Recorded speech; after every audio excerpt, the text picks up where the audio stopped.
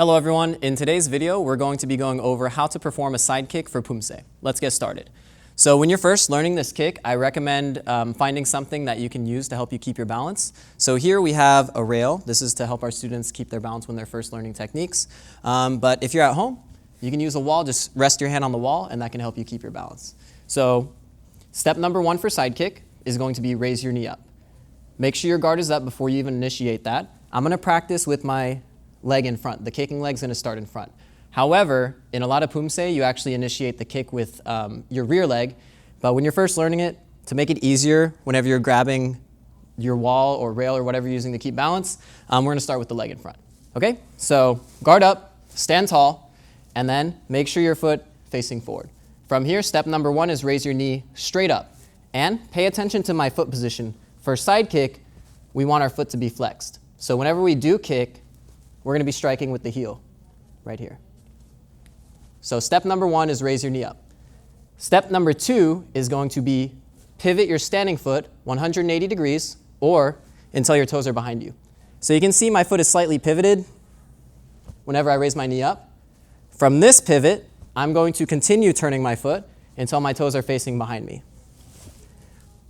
To have the most effective pivot possible, you want to slightly raise your heel off the ground and pivot on the ball of your foot. That'll make it easier to pivot. At the same time, you can think of this step as the turning step. I want to turn my foot, but in addition to that, I want to also turn over my hip and my shoulder. Notice how from the knee up position, my leg follows my hip. So I turn the hip over, and my shoulder should follow over here because my foot pivoted there. Okay? So the foot pivots, the hip should turn over, and the shoulder should turn over as well. Notice the positioning of my kicking leg here. We want the bottom of the foot to be facing toward our target. Everything is in line. My ankle, my knee, my hip is all on the same plane, so I shouldn't have a funny angle either down or up. So completely flat here. And then if you want more power in your chamber, pull your knee in more here. This is a common mistake, to have a loose chamber like this. So heel in to the butt, and pull your knee to your chest. The next step from here is to lean. So I'm going to separate the lean step out of the entire kick. So you're going to lean back, straight back behind you.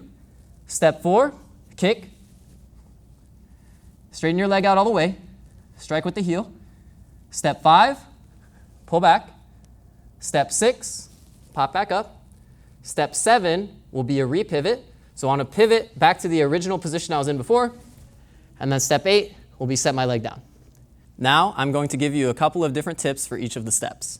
Starting with step number 1, if you want a higher kick, make sure you raise that knee up super high. If your knee's down here, you're probably not going to be able to kick super high.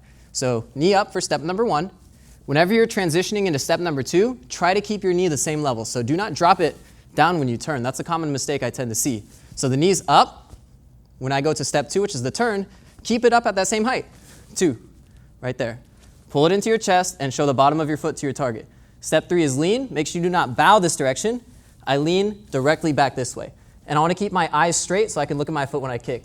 When I kick, stick the hip out and fully extend the leg, flexing the foot and pointing the foot down as much as you can. From here, I'm going to pull in first to that chamber position as tight as I can, then pop back up. From here, repivot on the ball of the foot, then set it down. From there, you can start pairing up the steps. So right after I do the knee up, I would go into the turn. Right after I lean, I'd go into the kick. So just like this. Put the steps in pairs of 2. Up, turn, lean, kick, in, up, turn, down.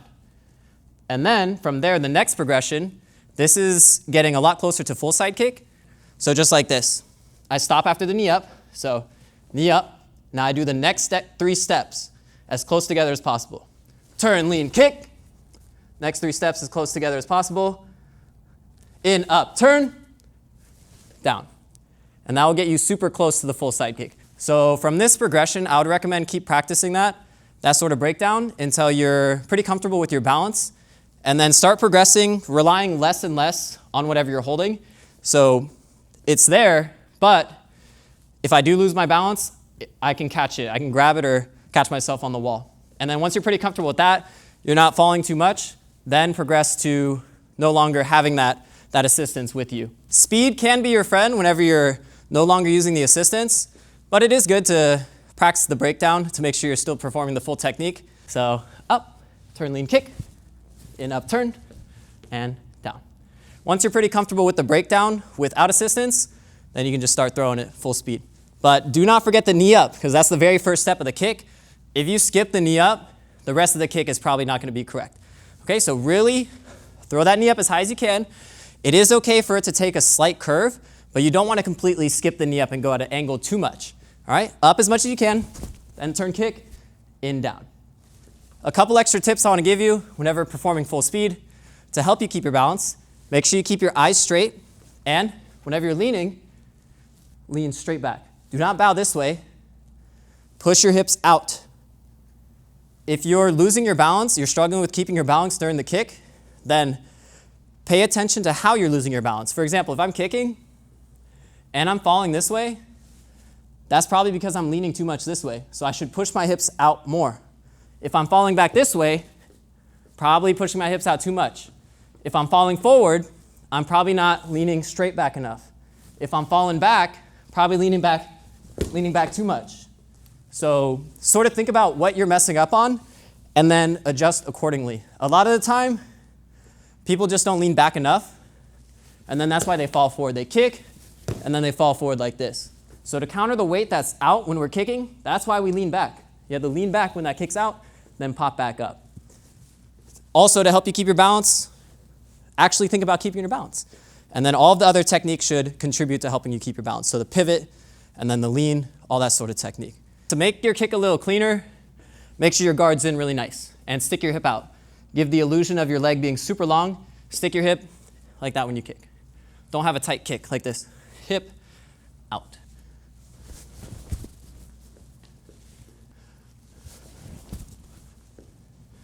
Remember, pumse is different from sparring. So it doesn't have an immediate retraction. This is more to show the strength and flexibility, accuracy, and agility of a martial arts practitioner. So at the extension of the kick, for pumse at least, you want to have a very slight pause. It's not an immediate retraction. So that's how to perform a side kick for pumse applications. Just keep practicing and you'll see improvement. Go ahead and leave some comments down below with any tips that you may have for any martial artists to help them learn side kick. We'd be happy to hear them. And then let us know what you want us to do a tutorial on next. Thanks for watching.